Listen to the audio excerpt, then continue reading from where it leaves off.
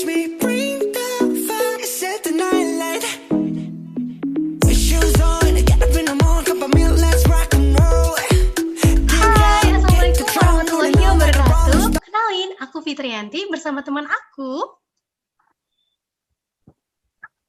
Intan Nur Azizah. Oke, malam ini kita lagi duduk berdua nih bincang-bincang. Kita mau bahas sebuah podcast, yang mana podcast ini berjudul SM3T.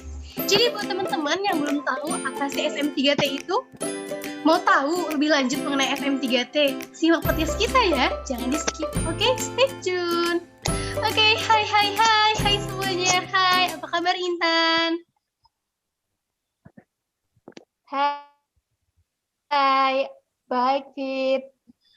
Oke, kali ini kita mau bahas nih Intan, mau bahas sebuah podcast mengenai SM3T. Kira-kira menarik ya podcast kita pada malam hari ini? Setuju nggak sih? Menarik kan ya?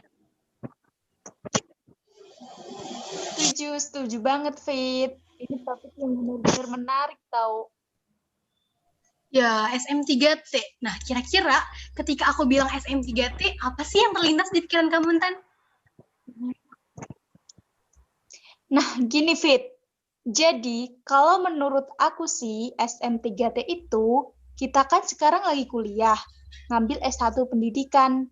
Nah, pas nanti kita udah lulus, kita itu bakal mengajar di daerah terdepan, terpencil, dan tertinggal. Kan kepanjangan dari SM3T itu sarjana mendidik di daerah terdepan, terluar, dan tertinggal. Kalau menurut kamu sendiri gimana? Oh, menurut aku sih, aku setuju banget ya sama apa yang kamu bilang tadi.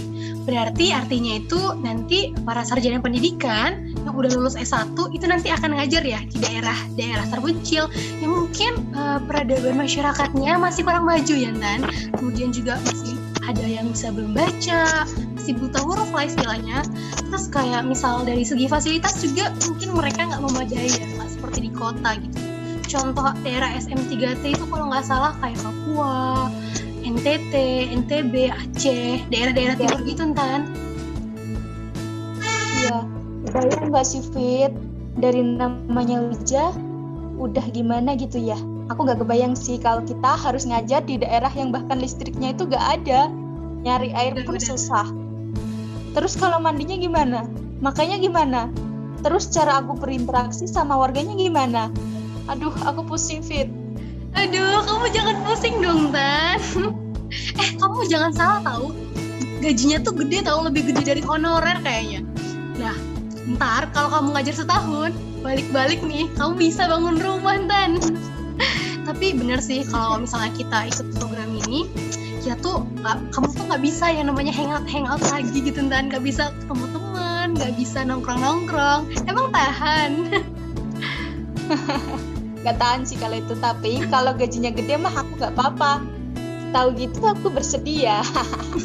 Nah ya, yang aku denger nih, sama yang aku baca juga, kalau kita ikut SM3T itu, ntar kita bakal dibeasiswain loh sama pemerintah untuk kuliah PPG. PPG kan mahal Fit, satu semesternya aja bisa belasan juta. 11-12 sama satu catur dharma kita lah. Wah, kamu bisa aja Nintan. Emang sih catur dharma mahal banget ya. Untung aja udah kelewat ya. Oke, kalau beneran ya yang kamu bilang tadi. Nah, PPG itu kan program dari Kementerian Pendidikan itu kan, yang untuk mempersiapkan S1 kependidikan biar bisa menguasai kompetensi guru gitu kan, Tan? Yang biar sesuai gitu sama standar pendidikan nasional. Keren banget sih kalau misalnya kita bisa ikut beasiswa itu. Keren gak sih? Iya, keren banget. Terus nih ya, bahkan nih kalau kita udah lulus PPG, kita tuh bakal dapat sertifikat gitu. Nah, sertifikatnya itu nilainya setara dengan sertifikat PLPG guru atau yang sudah tersertifikasi. Nah, kalau kita punya sertifikat ini, kita tuh bakal diprioritasin jadi pegawai negeri sipil gitu, Fit. Terus juga kita langsung bisa ikut sertifikasi guru setelah setahun mengajar. Terus gajinya juga lebih gede tau Fit dari guru honorer. Enak kan? Enak banget asli. Ya itu tadi, cuma kita harus tahan adaptasi gitu.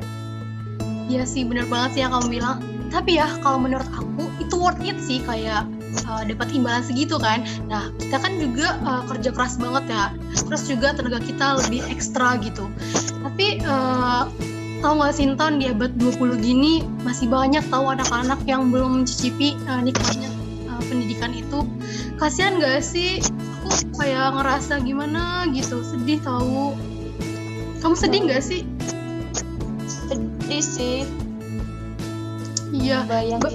iya, bayangin deh kayak mereka harus sekolah tuh kayak harus nyebrang sungai dulu, terus lewatin jembatan kayak jembatan yang di sini nih, tapi ini jembatannya modern.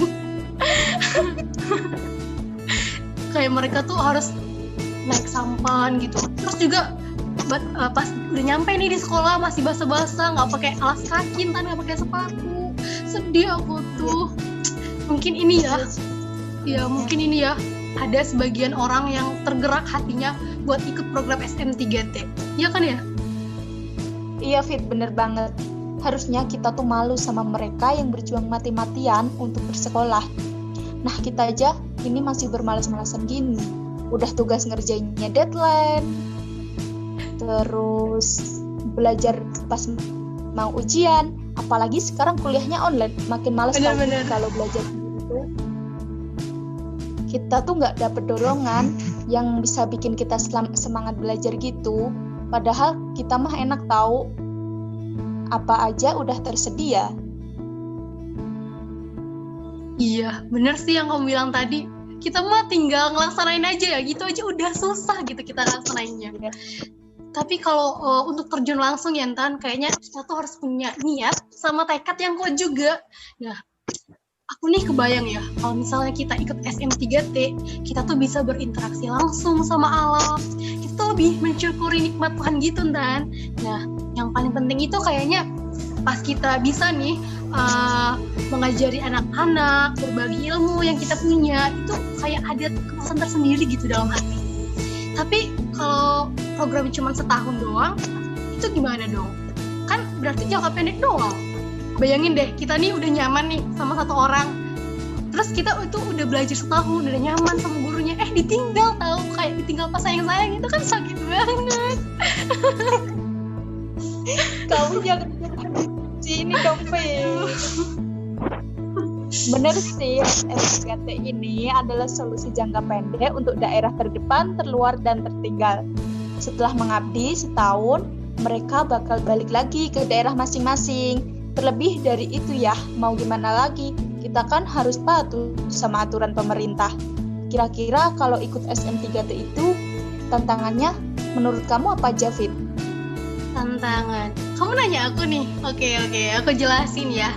Jadi tantangan jadi guru SM3T itu yang pertama, kita tuh terikat yang namanya kontrak 2 tahun. Nah di tahun pertama kita tuh harus ngabdi. Nah di tahun kedua kita tuh harus ikut PPG itu. Nah selama kita ikut program ini kita nggak boleh loh nikah. Emang kalau misalnya nih kamu udah bikin udah lamaran terus kamu gagal nikah dong, nggak apa-apa kan ya? berat. Nah gagal nikah deh jadinya. Oke, yang kedua, kita tuh jauh sama keluarga. Bayangin nih, kita kalau sakit nih, kita tuh harus usaha sendiri, cari obat sendiri gitu. Harus mandiri, nggak bisa ngadu ke ibu ayah gitu. Kalau mau ngadu pun, ya gimana, sinyalnya nggak ada.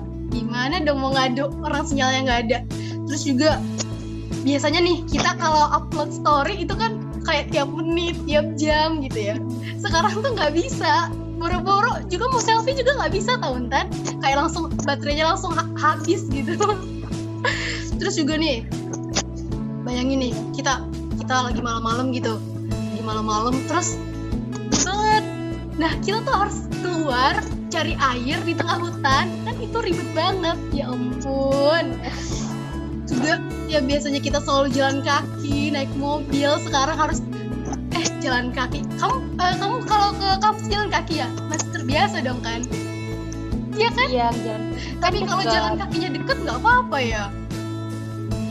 Nggak apa-apa, kalau jauh mah gimana ya? Iya, bayangin deh jalan jauh. Itu kan mah jauh banget, berkilo-kilo. Nih, kalau jalannya lurus, kamu kan lurus Tan, kayak langsung belok Lodadi, langsung nyampe kan ya ke kampus. Iya, langsung nyampe. Nah kalau kayak mereka nih kayak harus nih jalannya tuh kayak naik gunung, turun gunung itu ya Allah capek banget pasti. Terus juga nih kita tuh pas di sana juga harus betul-betul ramah kan. Kalau kita nggak ramah nih, itu disangkain psikopat ntar. Juga nih kita nih kan kuliah kimia kan ya. Iya, kimia. Nah kalau kita nanti jadi guru SM3T, nggak mungkin dong kita tiba-tiba datang terus ngajarin anak-anak, ini loh yang namanya alkana, ini loh yang namanya stoikiometri, ekstraksi cair-cair tuh ini loh, nah bentuknya gini, destilasi tuh kayak gini. Langsung semua. Dong nggak ngerti gimana gitu. Kan kayak abstrak gitu. Jadi kita tuh nggak sesuai lah dengan apa yang kita dapat di kampus sama apa yang akan kita ajarin gitu nanti di sana. Juga nih pas kita tanya cita-cita, mereka tuh pasti ada yang bingung cita-cita itu apa. Gimana dong? Aduh, berat sih itu Fit, berat banget, nggak sebanding dengan rindunya Dilan. Aduh. Ya milih dong kamu Dilan. Pasti mereka tuh nggak pernah kepikiran gitu untuk jadi menteri, pembisnis sukses, entrepreneur, influencer, artis, penyanyi, atau apa aja gitu. Pasti mereka mikirnya gimana caranya bantu orang tua mereka ngurus ladang, menjala ikan, sama berburu. Pokoknya kita kan calon guru ya Fit. Jadi kalau suatu saat aku punya kesempatan, aku mau menginspirasi mereka tentang hal-hal luar biasa. Aku bakal kasih tahu kalau manusia itu loh bisa pergi ke bulan, terus bisa keluar angkasa, bisa buat roket.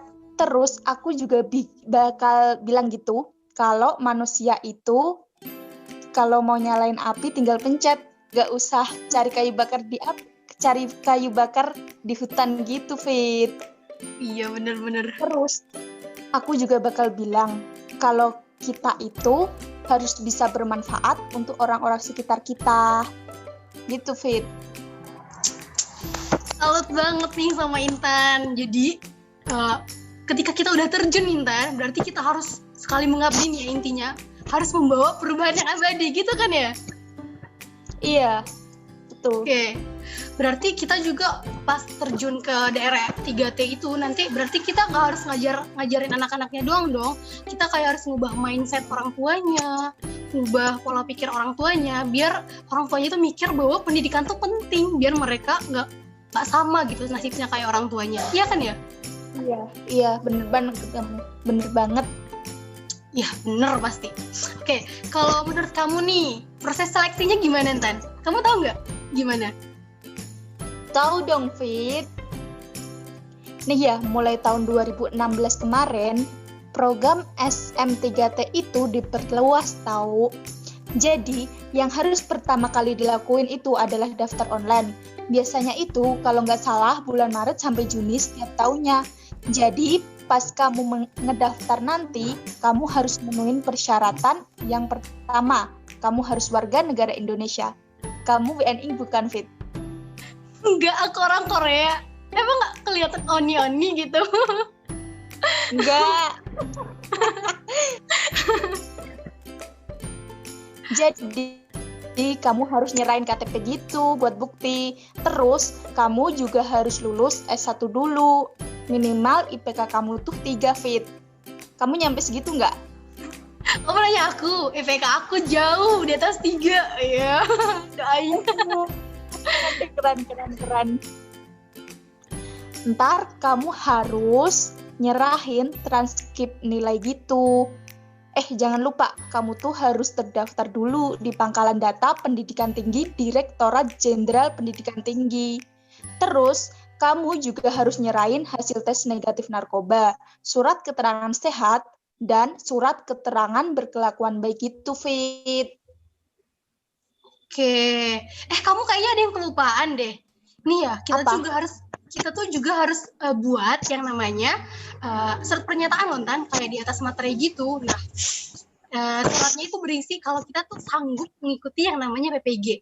Nah, terus juga pas dokumen kita itu nanti yang udah kita isi itu nanti akan diverifikasi nih Tan. Nah habis itu akan diseleksi lagi, kita ikut tes online. Nah tesnya ini sama kayak tes CPNS gitu, kan seru ya, ngelatih mental sebelum tes CPNS. Habis itu kita diwawancarain Tan. Nah setelah itu tinggal nunggu kita lolos atau enggak. Nah kalau kita lolos nanti kita masuk pembinaan. Nah di sana tuh nanti pas kita pembinaan gitu, masa pembinaan kita tuh bakal diajarin nih gimana sih cara mengajarnya tuh gimana, terus metodenya gimana, terus juga nih mental kita tuh dilatih pas kita nanti pelatihan nanti. Bener kan ya? Bener dong. Iya bener banget Fit. Kayaknya kita tuh mesti ada panggilan khusus dulu dari dalam hati gitu. Panggilan jiwa lah intinya. Wis, panggilan jiwa, mantap ini. Oke, Diantan, tapi kalau menurut aku ya pribadi, kalau anak pedalaman itu mereka sikapnya, adatnya itu lebih sopan tau Tan. Kalau dibandingin sama anak kota mah lebih jauh sopan mereka gitu, lebih ngerti adab. Iya. Itu kayak lebih dihargai, diseganin gitu. Beda cerita mah kalau di kota. Bayangin nih kita ngajar di kota, terus anak didik kita tuh lebih pintar gitu. Pasti kayak kita ngerasa insecure, kayak dikucilin sama mereka, ya nggak? Iya, pasti insecure deh itu. Tapi aku mah bangga Fit bakal jadi seorang guru. Kita sama tahu kayak dokter. Kalau dokter kan menyembuhkan penyakit. Nah, kalau guru itu menyembuhkan atau jadi bagi kebodohan. Bener gak? Setuju banget. Aku setuju banget sama kamu. Nah, berarti pas kita ikut SM3T itu nanti, kita tuh kayak rasa nasionalismenya tuh lebih meningkat tau Tan. Kayak bayangin nih, kita tuh ngibarin merah putih itu di tengah hutan. Juga ngibarin merah putihnya tuh bisa di atas gunung gitu, ya ampun. Itu penuh perjuangan banget kan ya. Keren banget. Ya, pasti keren banget. Terus juga pas kita lagi ngajar nih, ngeliat alam yang wah keren banget pasti, yang masih hijau, masih belum diapa-apain sama manusia.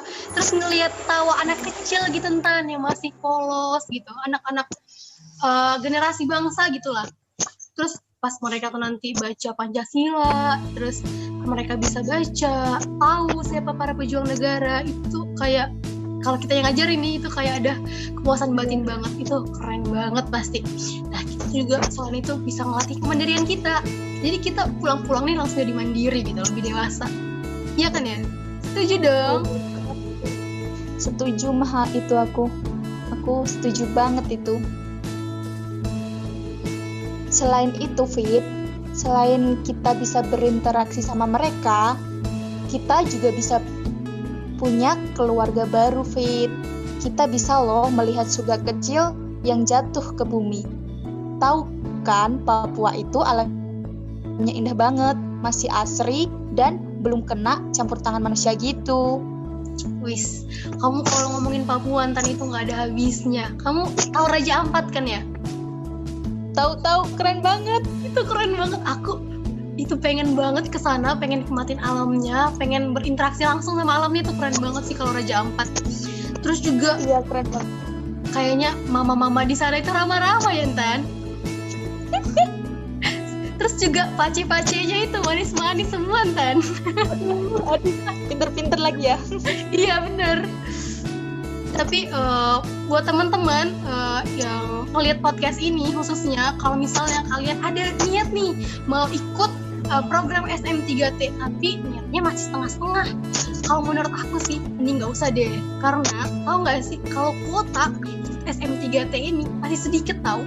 Bayangin nih ada yang lebih niat, lebih peduli mau mengabdikan dirinya kepada anak negeri gitu yang belum merasakan pendidikan, itu harus terhenti karena kita ikut daftar, kita lolos tapi niat kita masih setengah-setengah. Mending nggak usah, ya nggak? Iya bener banget tuh. Kalian harus pikirin matang-matang dulu, yakinin diri dan keluarga kalian, khususnya orang tua, karena ridho orang tua itu yang paling utama. Iya bener, ridho Allah itu tergantung ridho orang tua, iya kan Tan? Iya bener banget Fit. Oke, kayaknya seru banget ya kalau bahas podcast gini tuh kayak nggak ada habisnya. Tapi waktunya berjalan terus ini ya, Tan. Kayaknya kita harus bikin nih di next episode bahas lebih lanjut gitu.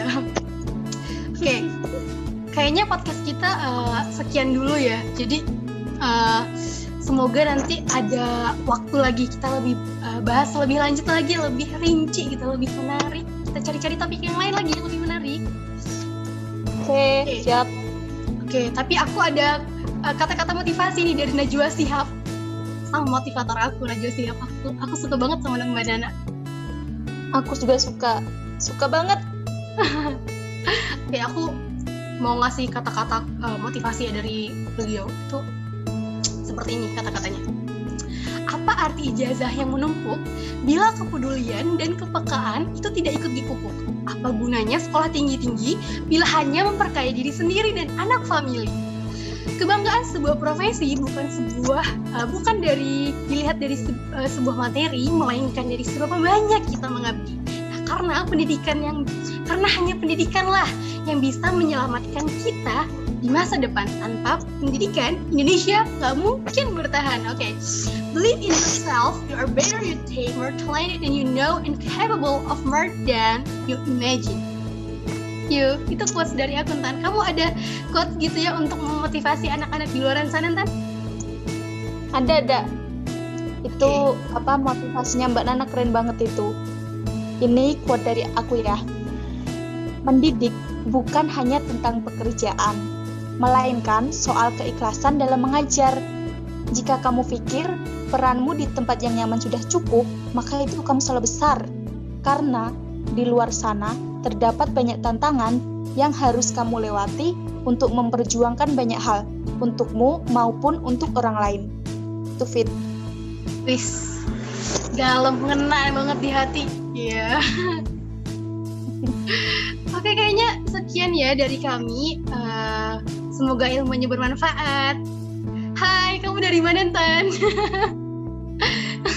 Dari Oke, sekian ya dari kami. Sekian dari kami. Wassalamualaikum warahmatullahi wabarakatuh.